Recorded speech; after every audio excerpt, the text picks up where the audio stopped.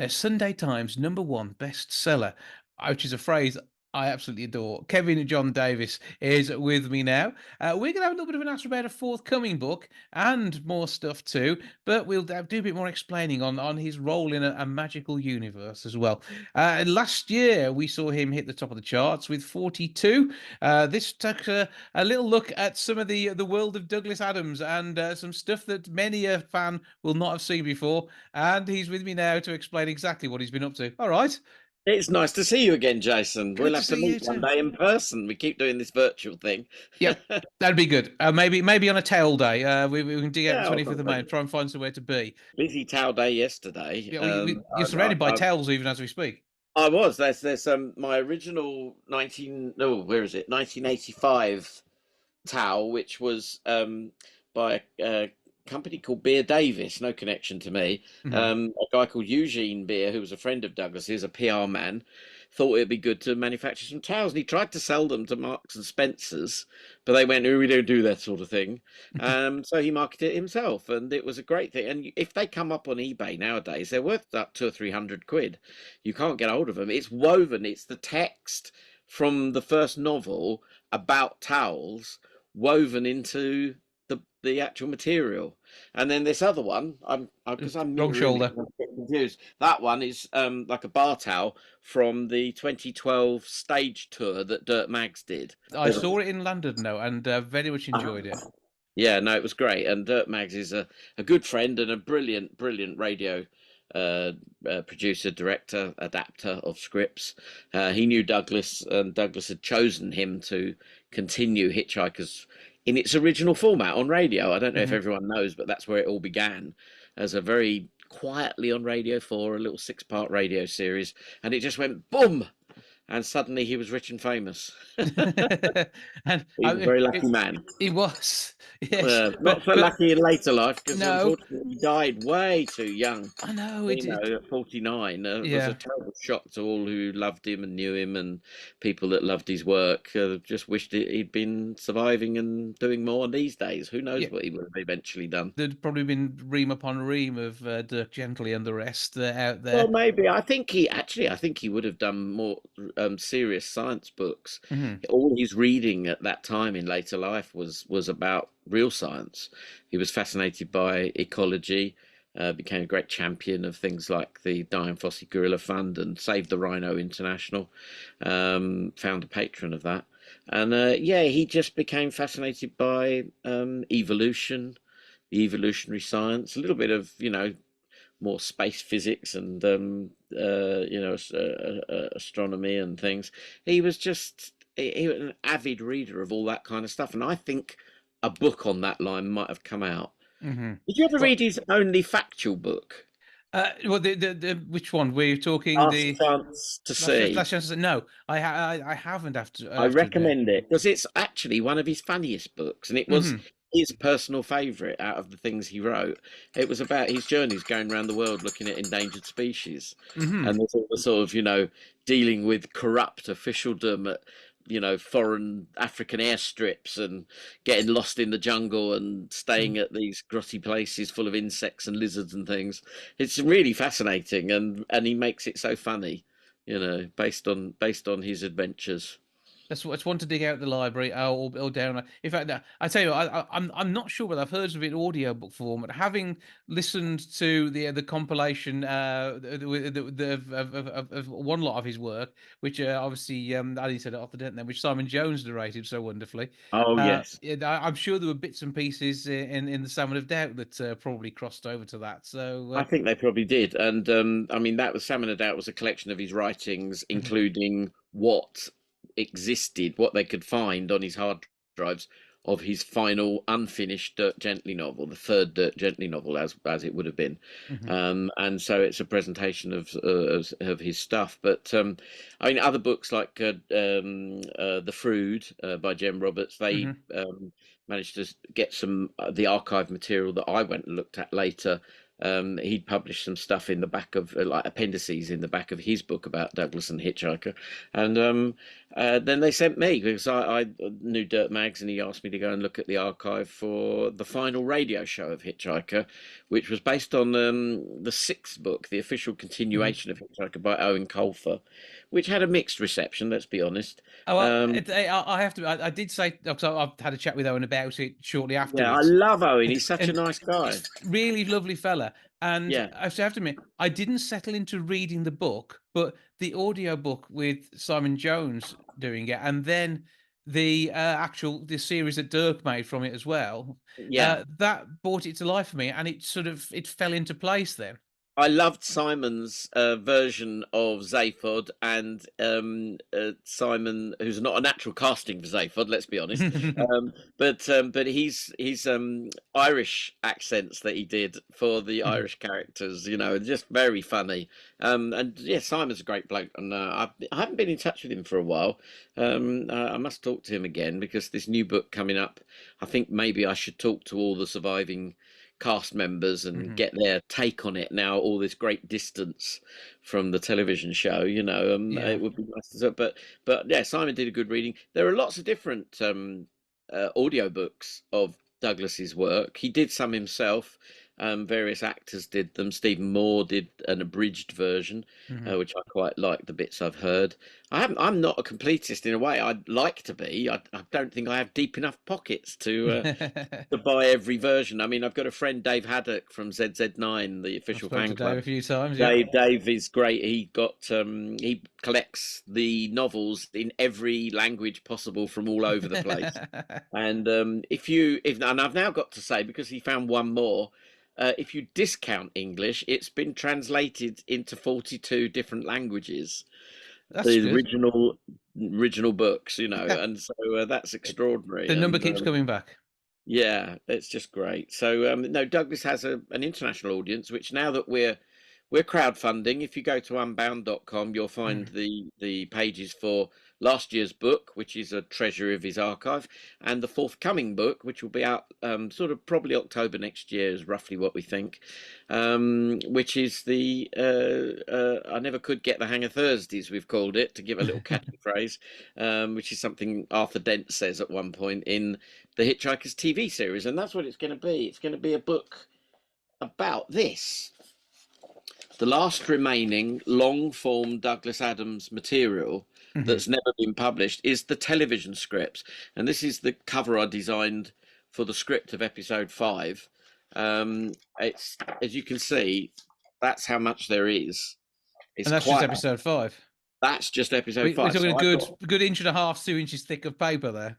well, you think this, I mean, this book, when it came through the letterbox, it went crunch, and I hope there were no pets sitting underneath it when it Mm. arrived, because it's a beast. Weighty toe. It's very much a It, coffee table book, isn't it? it Your really is. 42. You could just screw 4 legs on it and make it into a coffee table, I reckon. But it's facsimiles of Douglas's work from cradle to grave. It's all his actual notebooks, notes, script drafts, and terrible handwriting and awful typing. He was the world's fastest two-finger typer, said his brother. And they could hear it rattling in the room upstairs at the family home where he typed it down in Dorset. And I'm going down there in a couple of weeks, actually. I'm going to do the Sturminster Newton Literary Festival, which is Mm. in the area of where Douglas's family, quite a lot of them still live, Yeah. around that neighbourhood in that part of Dorset. And Douglas used to sort of go for early morning runs up and down the country lanes to try and, get it out of his system. And because he's very sedentary lifestyle, sitting there typing. He had local jobs in the area. He once crashed a tractor as a youth and broke his pelvis in a local business there. And he used to sit there in his room, and his brother James said to me, "Oh, he used to stare out the window, and at one point there was a bulldozer smashing down a property that he could see out the window, and we wonder how much of that was percolating in his mind as he wrote the very first Hitchhiker's radio show Mhm. script." And no, so I'm looking forward to, maybe I might hook up with some of the family while I'm down there. I've got to know them a little bit, and they've given the nod and approval on this book now, which is how we were able to launch on Friday. unbound.com with the crowdfunding phase. This is how they operate. So if you want to pre-order the book and get your name in it, maybe, and things like that, go and take a look at unbound.com and just look for something called I Never Could Get the Hang of Thursdays. And there's a whole description there and some rough mock-up. They're only mock-up pages at the moment, but Mhm. essentially what you're going to get is those scripts annotated by me with little anecdotes and stories, little bit of factual information. I did it for the DVD. If you've got the television series of Hitchhiker from 1981, if you have either the 2002 or the 2018 DVD releases, there are optional subtitles that you can switch on and off. If you know the show well, watch it for first through if you don't know it well, and then if you want to watch it again, switch these subtitles on, and it's kind of like a practice run for the book Yeah, because so it's like the guide is there with you. it's like, and the thing about the Hitchhikers, which uh, Douglas realized, I think, very quickly after we did the TV show. I was one of the animators working on the, we now call it the pseudo computer graphics. Douglas had written it into the script, computer graphics that will go along with the narration parts. You know, as he said, you have a narrator on radio, you don't usually have one on telly. How are we going to do it? He said, I don't want to put Peter Jones, the legendary actor who did the voice, I don't want to have him sitting at a desk or something. That would be boring. So, and he thought up the idea of computer graphics. He was writing that script in the late 1979. Mhm. And computer graphics then, I mean, we hadn't even had Tron. You know, it's like nobody knew really what computer graphics would look like. And I was working for a little animation company, and I happened to have a chance meeting with Alan Bell and introduced him. Alan Bell was the producer director who was given the task of doing the TV adaptation of Hitchhiker, and I introduced him to my boss Rod, who at the time Rod Lord was thinking about buying a computer, a sort of early architect's drafting system, Mhm. because most of what we did was business graphics for corporate films, and it was film in those days. It was 16 millimeter films that people used to have for their business sort of projects, and we did sort of diagram animation of industrial, technical, some medical sort of processes and things to educate people in those industries. Mhm. So the very diagrammatic style was something that was very much in-house for us. It was a tiny company. I was the latest to join, and I was considerably younger than all the others. Um, and there was only 6 of us in the company, and one of them was the secretary, so she didn't draw. But nearly all of us, would be drawing and making the tea and working the rostrum camera. I was taken on very much as a junior, and it was my first year in the business. So, in a way, you could say I've been preparing for the last 44 years to do this book. Uh, because I loved it. It was my first year in the business, and I just lapped it up. I already loved the radio show. I'd already met Douglas. I'd interviewed him for a fanzine, Mhm. and so I got to know him that year a little bit, because he would come and go. He'd visit us at the animation studio. We were an outside company from the BBC. BBC graphics department got a bit sniffy because they'd quoted to do the job. I don't think they were really set up to do it. I mean, Yeah. they would have probably ended up farming stuff out. But Rod wrote a sort of 5-page letter, which I'm hoping to put in the book, which detailed how he would do episode 1 based on the first script, which is all we had, and that was in January of 1980. And the price he budgeted at was half what BBC's own graphics department had said. So they were a bit suspicious. I don't see how they can do it for that price. It was all of it kind of old school BBC disapproving noises. But once they saw the test piece that we did of the first half of the Babelfish sequence from Mhm. episode 1. You missed the word iconic, Babelfish. Yeah, well, it is now. I mean, at the time, we didn't know, did we? We were just pitching in a way. I mean, I think Alan was very keen. He liked us and Rod, and but he brought Douglas along early one morning to see the first half of the Babelfish sequence. Just mute, no, nothing fancy or anything. Paddy Kingsland hadn't added his radiophonic music and Mhm. sound effects, all the type running in, going bitty bitty bitty bitty bitty. That was all yet to come. But he loved it, and he obviously it fitted what he was vaguely thinking on in his head. But he had this idea that the show should throw at you as much information as possible, kind of sensory overload of data coming in all the time.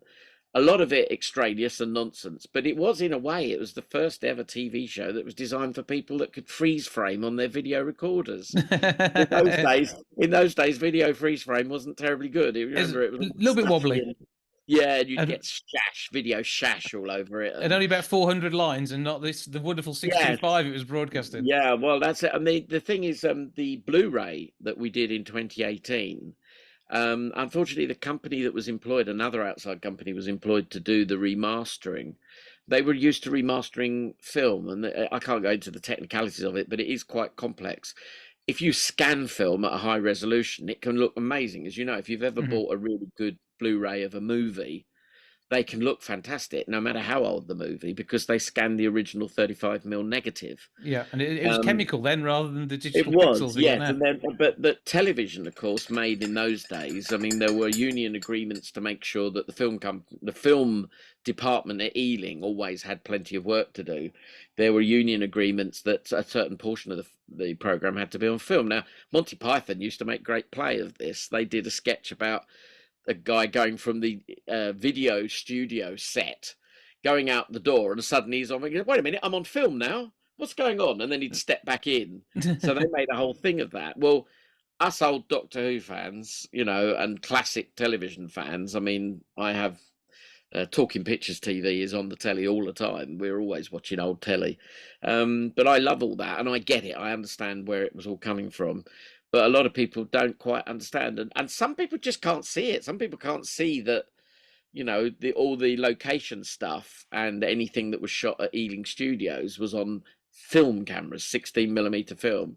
And then all the internal sets generally were studio bound, where you had cameras on pedestals moving around, very traditional, much more theatrical style of program making. And it always baffled me that some people couldn't spot the difference, because I think from a very early age I could see what was going on. So that's the problem, is that when you then go to remaster something, it's difficult to deal with the standard video 625 lines quality. But now we've got AI and we've got enhancement software, and things can be done.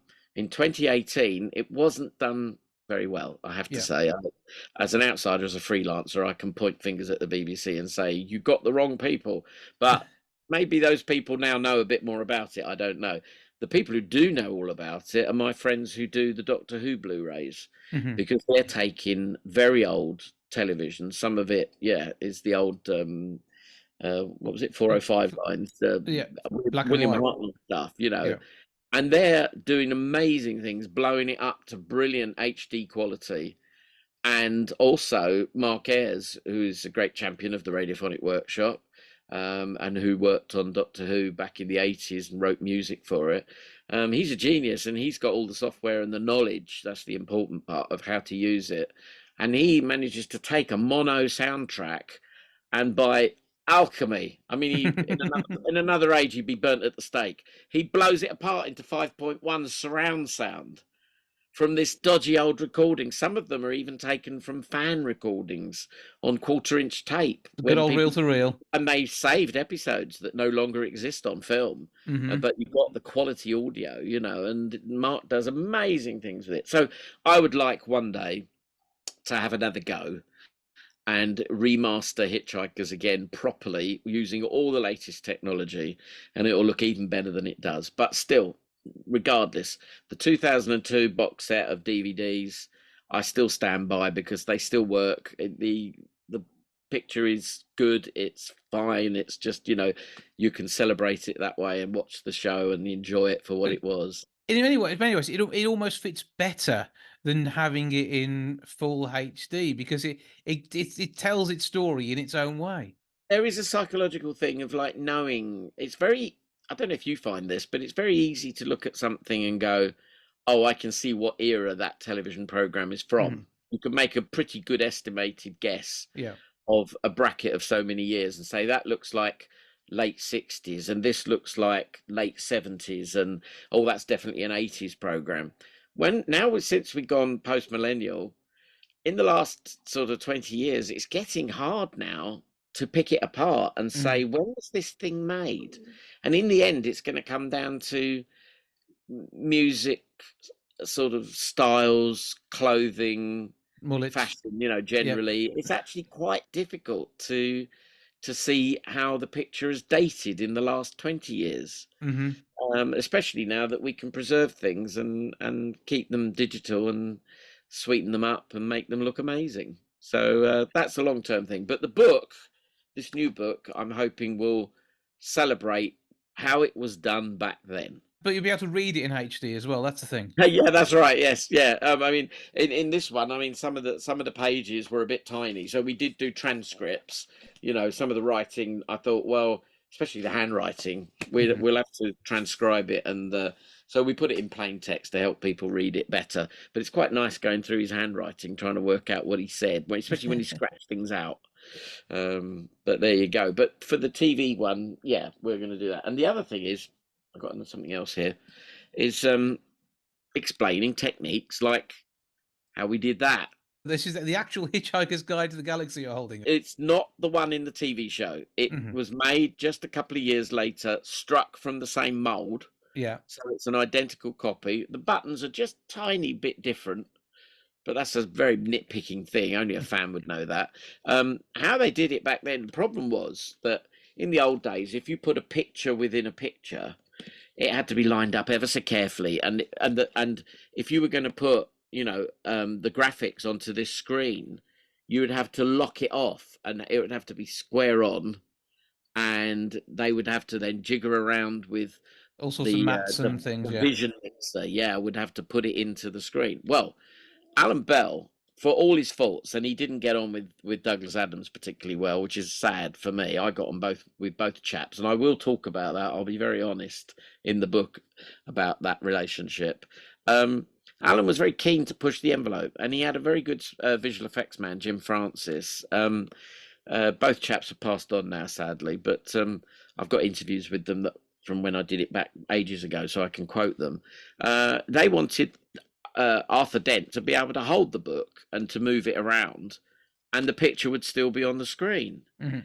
So what they did a very, very old-fashioned technique, and it was very funny because we at Peer Studios, where I worked with Rod Lord doing the animation, we had a phone call after the first couple of episodes had gone out from then Computer Magazine. I mean, that was a pretty rare thing in those days. Called Datalink, I think they were called. And this chap rang up and said, we've been talking about this in the office. How did you do the animation, and how did you get it onto the screen of the book? Was it one of these new Sinclair flat screen TVs we've heard about?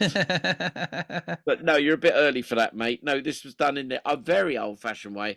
And if I split it apart, right, and show you, there's some stuffing in there to keep it padded out. The back of it, as you turn it round, this screen is made of opal glass. Mhm. And the projector used to project the 16mm film, which was threaded in backwards, because of course it'd be the wrong way round, Yeah. would project on the back of this screen. And what it was the projector was bolted onto a trolley, a little wheelbarrow affair, with a big rod sticking out the front, a big metal Mhm. rod, and this clamped on the end and carefully lined up. And there was a bit of slippage. It wasn't perfect, but it was good enough. And then if Arthur was looking at the screen and moved the book, or if better still, the camera wanted to zoom in to the screen, then the projector would always be projecting on that little screen because it was on a trolley with a stick coming out of it, holding the book, and it would just move and follow the screen around. So simple, just brilliant. I mean, Alan Bell and Jim Francis afterwards used to squabble over who thought that one up, but I think it was a combination of both of them trying to push the envelope. The other thing about this book is I had this in the early to mid 80s. In 1985, I took it along to a signing session. So it is signed inside by Douglas Adams and Brilliant. Mark Davey, who played Zaphod Beeblebrox, and Jeffrey Perkins, Oh, who the was late great. the radio producer. And well, I'm glad Mark is still with us. He lives in New York. So does Simon Jones, who played Mhm. Arthur Dent. Yeah. Mark teaches drama and directs as well. And Simon Jones is he was in a thing just more recent years. He was in a thing called The Golden Age.